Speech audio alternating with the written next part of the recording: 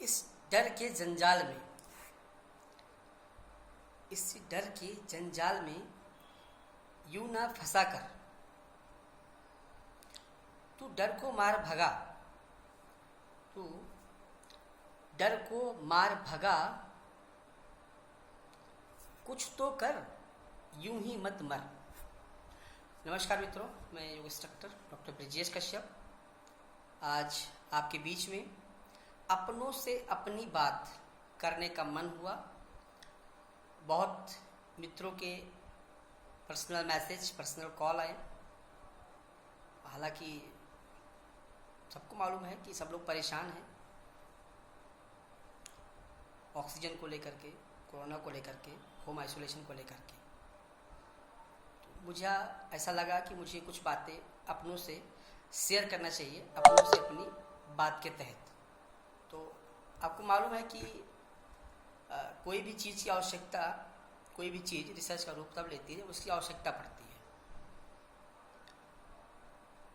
आप बात करें रिसर्च क्या है, तो आज क्या है, क्या था, कल क्या होगा, व्हाट इज, व्हाट वाज और व्हाट विल बी। तो ये चीज़ें अचानक से नहीं आती हैं, इसके इफेक्ट जैसे जैसे दिखने लगते हैं वो रिसर्च हो जाती है।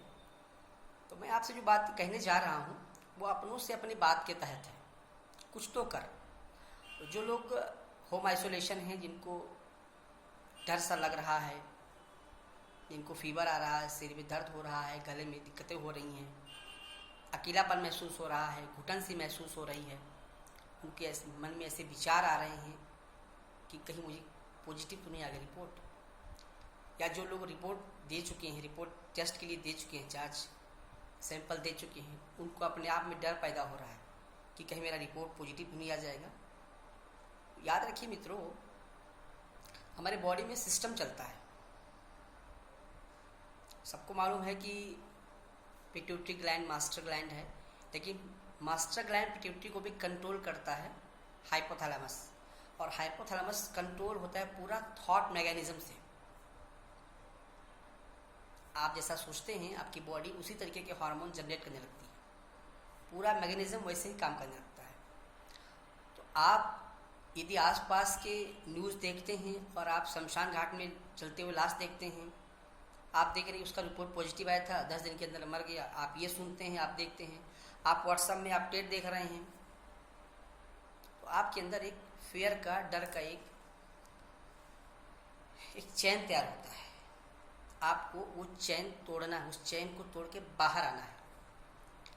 इस चैन को तोड़ने के लिए मैं आपसे अपनों से अपनी बात के तहत अपनी बात रखता हूँ और आपको वो अप्लाई करना चाहिए। मैं कह रहा हूँ कि कोई चीज़ मैं रिसर्च की बात नहीं कर रहा हूँ, मैं जो भी बातें कर रहा हूँ आपसे रिसर्च की बातें नहीं कर रहा हूँ। मैं आपसे ये बता रहा हूँ कि जो डर का चैन है उसको आप कैसे तोड़ें। उसको तोड़ने का जो मैं टिप्स आपको बताऊँगा वो आपके लिए लाभकारी रहेगा, उपयुक्त रहेगा। आपको उसे अपने लाइफ स्टाइल में, जहाँ भी आप होम आइसोलेशन में हो, उसको अपनाना चाहिए। दो चीज़ें होती हैं, एक होती हैं साइकोसोमेटिक और एक होती हैं सोमेटोसाइकिक। तो अभी जो कोरोना की चीज़ें दिख रही हैं, ये दोनों चीज़ें इफेक्ट करती हैं। कई बार आप मन से डर गए और आपकी बॉडी में सिम्टम आने लगते हैं, मन से शरीर पे आया, मतलब कह सकते हैं साइकोसोमेटिक। लेकिन कई बार ऐसा भी हुआ है सोमेटोसाइकिक के कंडीशन भी आपकी बॉडी में आते हैं, शरीर से मन में आ जाता है। आपको बुखार आया, थोड़ा सा कुछ इन्वायरमेंट का इफेक्ट था, बुखार आया, आपको गले में खराश हुई, थोड़ा सा भारीपन लगा और आपके शरीर में सिम्टम थे, आपके मन में क्या आ गया, कोरोना पॉजिटिव आ गया, ऐसा आ गया। तो दोनों टर्म्स में होता है। इस कंडीशन में यदि आप होम आइसोलेशन में हैं तो आप इस कंडीशन में क्या कर सकते हैं, ऐसे क्या चीज़ें आप करें। मैं आपको कुछ टिप्स बताता हूँ, वो आपको करना चाहिए, करके देखना चाहिए। मैं इसीलिए कहता हूँ कि इस डर के जंजाल में यूं न डरा कर, कुछ तो कर यूं ही मत मर। पहली बात, होम आइसोलेशन में जो भी लोग हैं, आप सबसे पहले आस पास की जितनी भी खिड़कियाँ हैं उसको खोल के रखिए। फर्स्ट थिंग, आस पास की खिड़कियों को खोल के रखिए और ज़्यादा कंजस्टेड एरिया, ज़्यादा सामान ना हो ऐसी जगह पर इसको रखा जाए और जो व्यक्ति है वो अपने आप को थोड़ा सा डायनामिक रखे, बिजी रखे और सोचने वाला काम थोड़ा सा कम करे, सोचने वाला काम थोड़ा कम करे। साथ ही साथ एक कह सकते हैं कि कुछ टेक्निक मैं आपको बता रहा हूँ, टेक्निक को भी अपनाना चाहिए। कुछ टेक्निक है जैसे को हम लोग उसको पैपवर्थ मेथड कहते हैं। पैपवर्थ मेथड में क्या करना होता है मैं बता देता हूँ आपको। मैं थोड़े से मैं बहुत ज़्यादा प्रैक्टिकल तो नहीं करके बता सकता, लेकिन मैं अपने ओपीडी ऑफिस से मैं आपको कुछ चीज़ें करके दिखा सकता हूँ। आपको दिख रहा होगा। आपको इसमें दोनों हाथों को सीधे लेना है ऐसे, देखिए जैसे पीछे हमने लिया और पीछे की तरफ लेना है। इस कंडीशन में आने के बाद आपको इनहेल करना है, एक्सहेल करना है।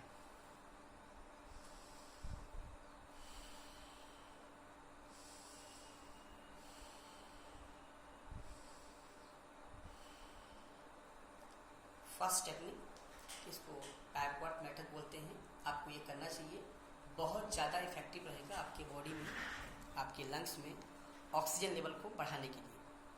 मित्रों, ऑक्सीजन ये समय था जैसे पानी का महत्व आया था, ऐसे ऑक्सीजन का भी महत्व आ गया है।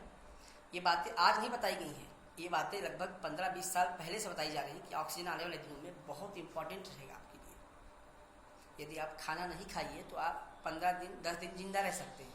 आप पानी मत पीजिए तो हफ्ता दिन जिंदा रह सकते हैं। लेकिन मित्रों, आप श्वास मत लीजिए तो आप 2 मिनट भी आप जिंदा नहीं रह पाएंगे। और आज श्वास जो फ्री में मिलता था, आप देख लीजिए कितनी मारामारी हो गई है। जब एक व्यक्ति श्वास लेता है सामान्य रूप में, तो वो मान के चलिए गलत सही जैसा भी श्वास ले वो लंग्स से, कहीं ना कहीं वो 500 सीसी ऑक्सीजन लेता है नियर अबाउट। लेकिन जब कोई व्यक्ति गलत तरीके से श्वास लेता है तो वो 250 से नीचे सीसी ऑक्सीजन लेता है। लेकिन जब कोई व्यक्ति प्राणायाम करता है तो कई ज़्यादा गुना सीसी ऑक्सीजन लेता है। तो आपको प्राणायाम टेक्निक तो यहाँ से बताएंगे ही बताएंगे आपको। साथ ही साथ आप ऐसी क्या चीज़ें कर सके जिससे आपका लंग्स में जो एल्वोलाई है वो ज़्यादा एक्टिव हो और ऑक्सीजन को गेन कर सके।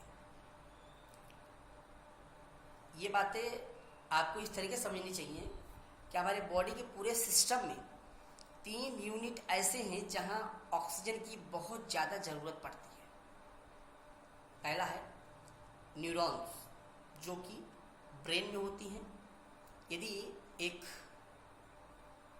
माउंट एवरेस्ट पर चढ़ने वाला व्यक्ति हाइट पे जाने के बाद ऑक्सीजन कम पड़ जाए तो वो बेहोश हो सकता है, उसके बॉडी में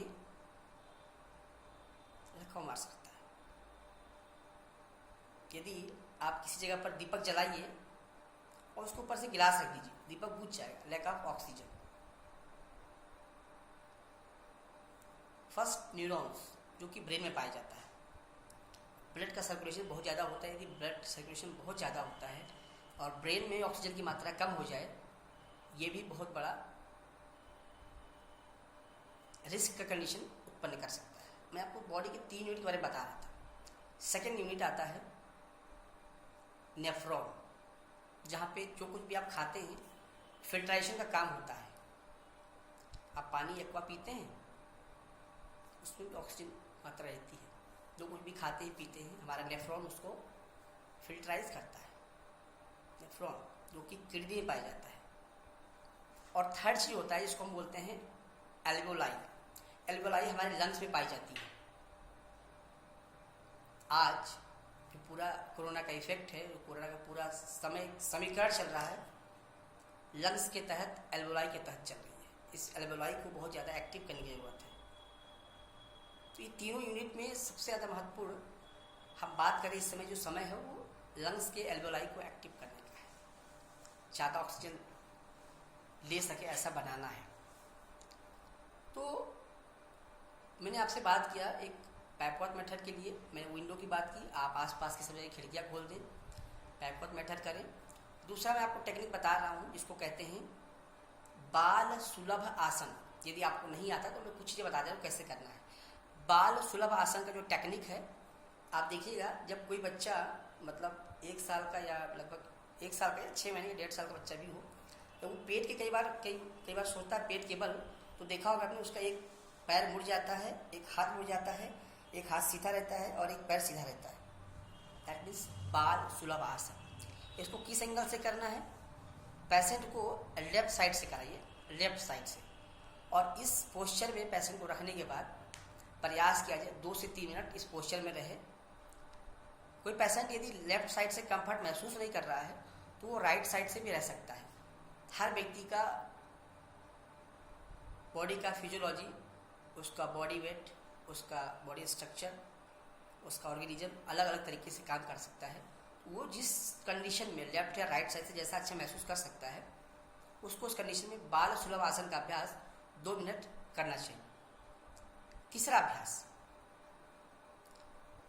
अभ्यास मैं कहूँगा आपको, यदि आपके आसपास बैलून है या आप नहीं है तो बैलून आप ले लीजिए, थोड़ा सा बैलून लीजिए और बैलून को ले करके लगा फुलाइए।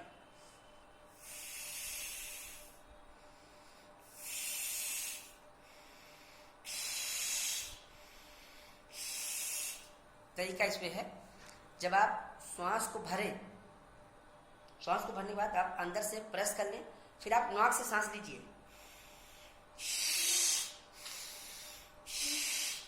मतलब बैलून फुलाने का जो टेक्निक है, इस टेक्निक में ज़्यादा ऑक्सीजन आप इनहेल कर पाएंगे। जब प्रोसेस करें तो आसपास, खिड़की के आसपास करें तो ज़्यादा बेटरमेंट आपके लिए रहेगा। यह अभ्यास भी कर सकते हैं।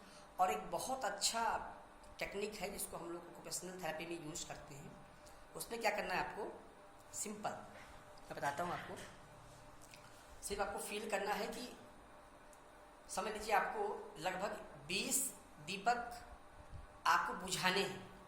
थोड़े दीपक जो थोड़े डिस्टेंस पे रखे हुए हैं उनको बुझाना है। कैसे बुझाना है वो मैं बता देता हूँ। सपोज दीपक थोड़ा दूरी पे रखा है, उसको बुझाना है। 20 दीपक बुझाना है। कैसे? लंबी दूरी पे रखिए, श्वास लीजिए, फिर श्वास लीजिए,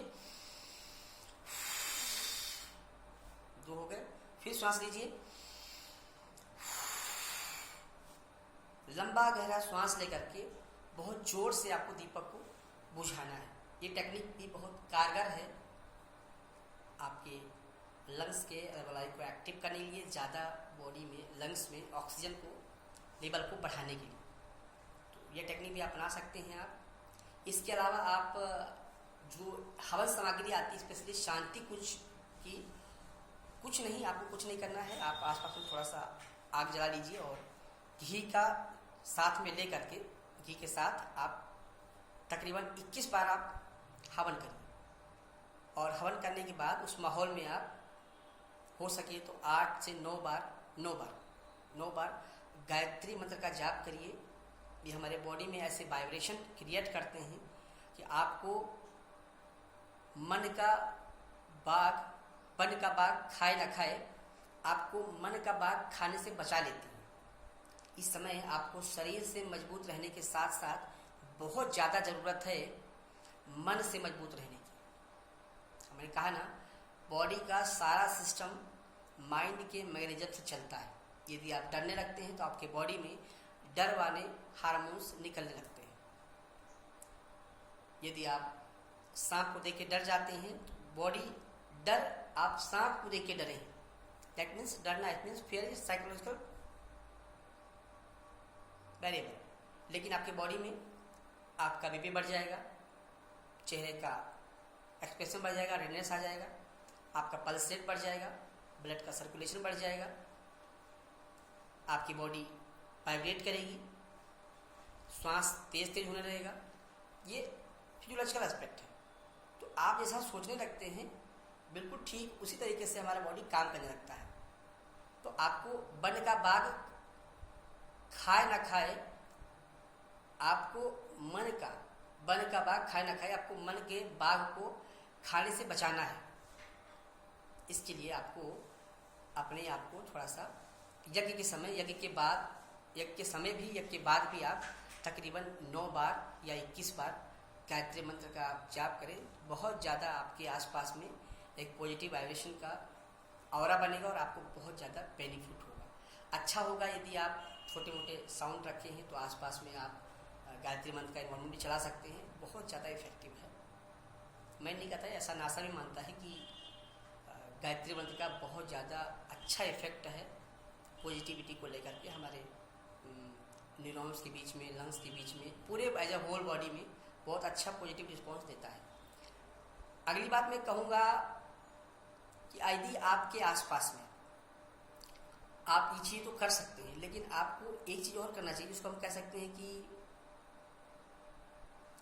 जो खाने की चीज़ें हैं, आपको मालूम है 2 चीज़ें, आयरन का जब मैं नाम क्यों ले रहा हूँ,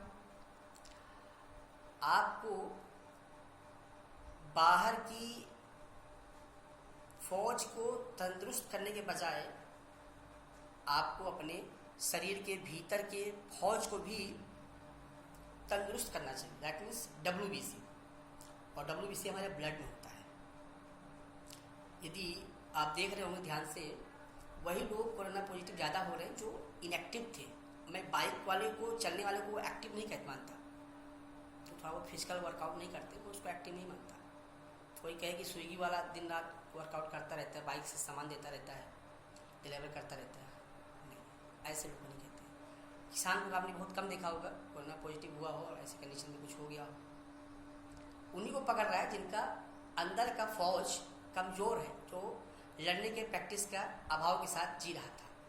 याद रखिए, कई बार आप न्यूज़ में देखते होंगे, आज ब्राज़ील और इंडिया के सैनिक युद्ध का अभ्यास करेंगे। क्यों अभ्यास करेंगे भाई, क्या जरूरत पड़ गई? वो फाइट करना ना भूल जाए। हमारे आपके बॉडी में भी रक्षा कवच के जो पैरामीटर तय करते हैं वो WBC तय करते हैं। तो WBC का यूज कब आता है? जब आपके बाहर के आने वाले बैक्टीरिया, वायरस, फंगस आपकी बॉडी में अटैक करते हैं, तब वो लड़ते हैं, कवर करते हैं, सेफ करते हैं। आप बहुत ज़्यादा हाइजीनिक बनेंगे, आप खाएंगे बादाम, पिस्ता, खजूर, और आपको गिरा हुआ चम्मच भी उठाने में दिक्कत होगा, बर्तन भी आपके बाई माजेगी, कुछ मूवमेंट नहीं करना है, आपको हर चीज़ धुल के खाना है। बहुत ज़्यादा हाइजीन का बिताया हुआ कल आपको इम्यूनिटी लेवल पर WBC के फौजियों को ज़्यादा दमदार न होने का यह आपके ऊपर हावी हो रहा है। ज़रूरत है आपको अपने अंदर के फौज को ज़्यादा मजबूत करने का। मैं ये नहीं कहता कि आप अपने आप को हाइजीन मत रखिए, फिलहाल के समय में हाइजीन बहुत ज़रूरी है, लेकिन WBC की लोगों को कभी कभी प्रैक्टिस भी तो करानी चाहिए। उनको कुछ काम ही नहीं देंगे आप। भाई WBC कब फाइट करता है? जब आपके बॉडी में कुछ अटैक होता है। अटैक कब आता है? जब आप कुछ हाइजीन से हट के चीज़ें करते हैं। मैं नहीं कह रहा हाइजीन से आप हट के चीज़ें करिए, लेकिन आप पहले कर चुके हैं, उसकी भरपाई आपको करनी पड़ेगी, वो कर रहे हैं। इसलिए अपने आप को, बॉडी को डायनामिक रखिए, डर को कम करिए, मैंने जो मेथड बताए हैं उसका उपयोग करिए, और इसके अलावा आपको एक खास बात करना चाहिए। थोड़ा सा ये जो मैं पॉजिटिव हो गया हूँ, मैं पॉजिटिव हो गया, 10 जगह बैठ के लगाते हैं ना चारा, ये कम करिए आप। ये बहुत खुशखबरी की बात नहीं है कि आप 10 जगह फ़ोन से बताए जा रहे हैं। एक समझदार व्यक्ति निगेटिव चीज़ को, गंदगी को ऊपर राख डालता है, चाहे वो बिल्ली क्यों ना हो, उसको फैलाता नहीं है। बहुत अच्छा चीज़ नहीं कि आप कलेक्टर बन गए हैं। हाँ, अपनों से जो समझदार व्यक्ति उनसे आप सलाह ले सकते हैं। फैलाने से लोग के अंदर भ्रम पैदा होता है, लोग के अंदर डर और पैदा होता है। तो आप तो उस कंडीशन में हैं ही, आप कुछ अच्छा नहीं कर रहे और गलत कर रहे हैं। तो ये चीज़ करने से बचेंगे आप। पॉजिटिव माहौल पैदा करिए, अपने आप बिजी रखिए। एक विशेष बात मित्रों, आप होम आइसोलेशन में हैं तो ज़्यादा सोने की शिद्दत मत करिएगा, जो और हावी होता है। सोने से हमारी बॉडी में, आपको मालूम है, लंग्स में वाटर लेवल कम बढ़ता है जनरली चावल खाने से और दिन में ज़्यादा सोने से। तो जो लोग होम आइसोलेशन में रहते हैं उनके अंदर ये चीज़ें आए ना आए, लेकिन और ज़्यादा कंडीशन सीरियस हो सकती है। बिजी रहिए, कुछ नया क्रिएटिव करिए, कुछ नया प्लान करिए। आपको मालूम तो है ही, जो सेव गिनने का जो रूल्स था कौन दिया था? उसके समय में भी वायरस आया हुआ था, उसके समय में भी वायरस का अटैक आया हुआ था। बस बैठा हुआ था खिड़की में, दिखाई पड़ा था उसको सेव गिरता हुआ, बुरा भाग लगाया और दिमाग चलाया, निकाल दिया नया सिद्धांत। आपको भी यदि आप बिजनेसमैन हैं तो बिजनेस को कैसे आप आगे बढ़ाएं, प्लान करिए, रफ वर्क करिए, बार डायग्राम बनाइए, मॉडल बनाइए, प्लान करिए। कुछ नहीं कर सकते तो कुछ लिखिए महाराज, कुछ लिखिए, अपनी आप बीती लिखिए। कुछ भी नहीं सकते, कम से कम फीडबैक लिखिए अपना, कैसा महसूस कर रहे हैं आप। आपको इन सब बातों का ध्यान देना चाहिए। जो मैंने अभ्यास आपको बताए हैं, इनका अभ्यास आप नियमित करिए।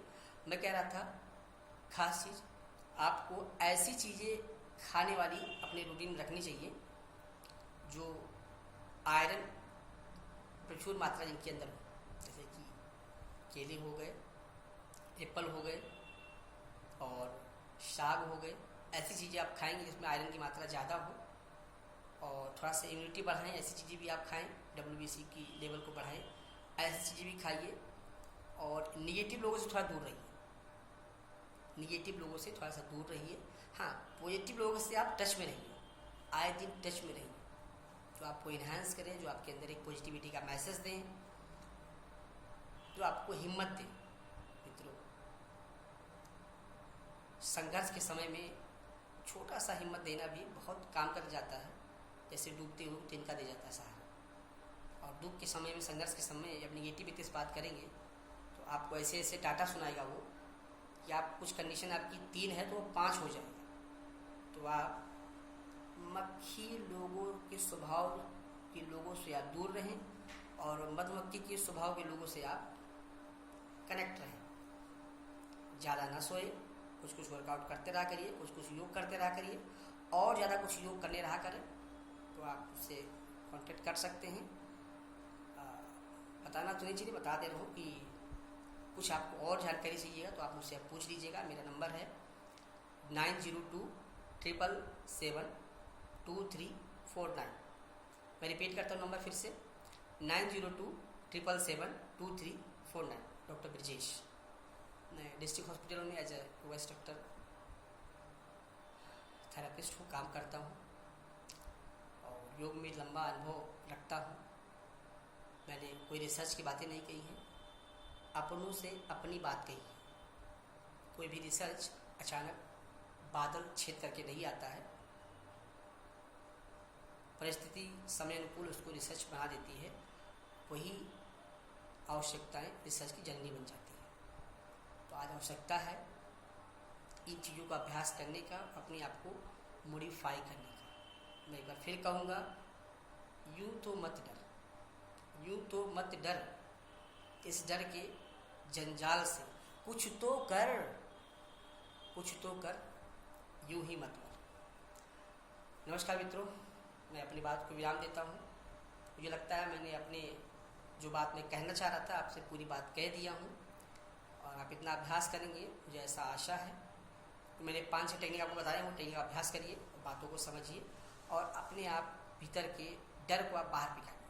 आप अपने डर को बाहर निकालिए। सारा खेल डर का है, सारा खेल डर का है। आपको बिल्कुल नहीं डरना है। जो डर गया समझो नहीं, ऐसी बात नहीं है।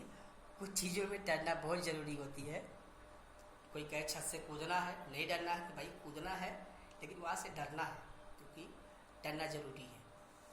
तो जहाँ डरना है वहाँ डरना है। फिलहाल आज के माहौल को देखते हुए आपको नहीं डरना है। डरिए मत, पॉजिटिव रहिए, अपने आप को पॉजिटिव थॉट से बनाए रखिए, तंदुरुस्त रखिए, भीतर से मजबूत रहिए और अपने आप को वन का बाग खाए ना खाए, मन के बाग से अपने आप को खाने से बचाए रखिए। उसमें मैं भी आपका जो भी मदद कर सकता हूँ, मैं आपके पास, आपके साथ हमेशा हूँ। जब भी ज़रूरत पड़े आप मुझे याद कर सकते हैं। धन्यवाद।